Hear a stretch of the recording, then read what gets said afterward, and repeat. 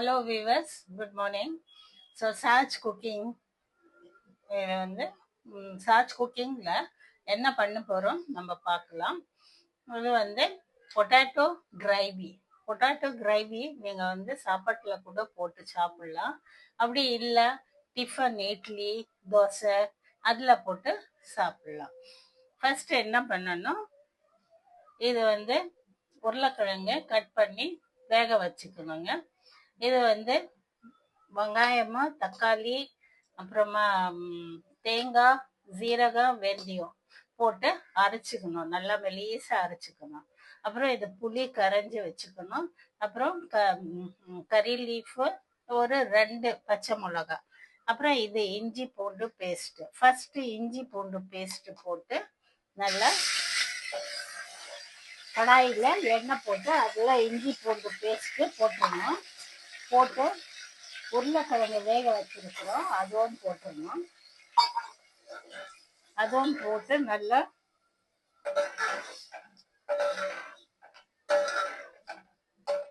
ஷேக் பண்ணுங்க. அது ஒரு கொதி வரட்டும். அதுக்குள்ள மஞ்சள் தூள் போடலாம்.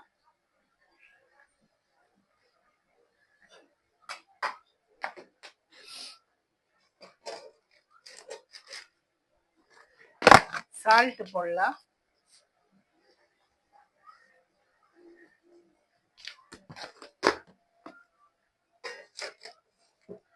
அப்புறமா இது வந்து ரெட் சில்லி,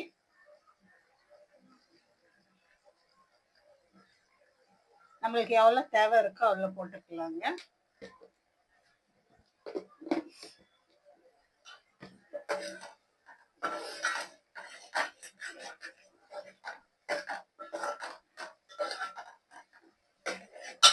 அதுக்கப்புறம் இது அரைச்சி வச்சிருக்கிறோம் வெங்காயம் தக்காளி தேங்காய் ஜீரகம் வெந்தயம் அரைச்சி வச்சிருக்கிறது இதில் போட்டுடணும்.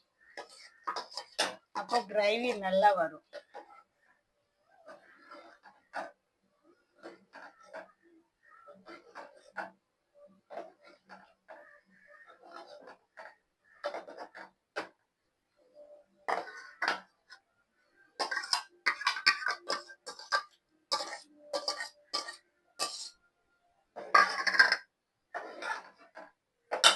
அப்புறமா இது போட்டுடணுங்க.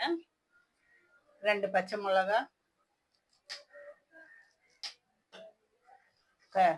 கறி லீஃபு போட்டுடணும்.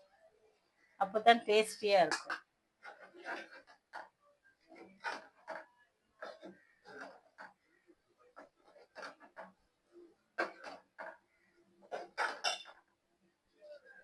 அதுக்கப்புறம் இது வந்து புளி கரைஞ்சி வச்சிருக்கிறேன், இதை போட்டுக்கணும். நம்மளுக்கு வந்து ரொம்ப புளிச்சா வேணும் அப்படின்னு சொன்னா ஜாஸ்தியா புளி கரைஞ்சி வச்சுட்டு போடலாம்.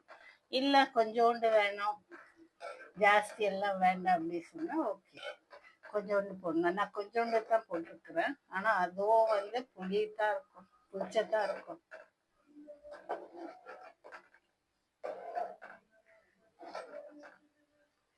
அவ்வளோதாங்க. இது வந்து கொதிக்கட்டும். நல்லா கொதிக்கின அப்புறம் நீங்க டேஸ்ட் பண்ணி பாருங்க, நல்லா டேஸ்டியாக இருக்கும். அப்புறம் சாப்பாட்டில் போட்டு சாப்பிடலாம். சப்போஸ் இட்லி இருந்தால் இட்லியில் சாப்பிடலாம், இல்லைன்னா வேற தோசையில் போட்டு சாப்பிடலாம். அப்புறம் ரொட்டி தொட்டி சாப்பிடலாம்.